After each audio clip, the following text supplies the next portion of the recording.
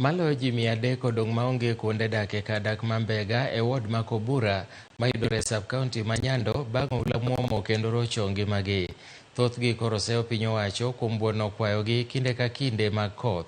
Jopinygo nowuok oko kendo bago ng'anyo ka giseyo piny owacho kaluwore ni midhiero mag oula ma kinde ka kinde osebedo ka rocho ngimagi e alworano ka e kindegi to koro gidong' ma onge kuonde jot.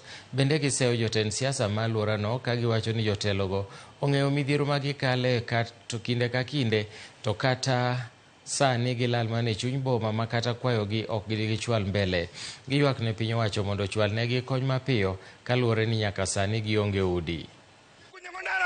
Olalo ulosnwa kaonge tubro ngi the next step wabro ni county kai wan kod lit kendo ndara rach an ja biashara agora piny ka gigiga pile mawaro kod pesa asedwaro pesa maro ala kuom bilo tuona mara mathin mayudo pukore ndara ka pile koro wan wawacho ni bil kok nyamie wa stand mare losonwa ndara kod aoro yweronwa en adieri makende ni Mbega ka ema osuptal ma ji nyalo thiedhre maber onge. En adieri makende kabisa. Mbega ka ema ok nyal pure mchele maber combine harvest ok nyal harvest mchele nikech pi opong'o puothe kaka jopiny yud mchele ma gisepuro onge.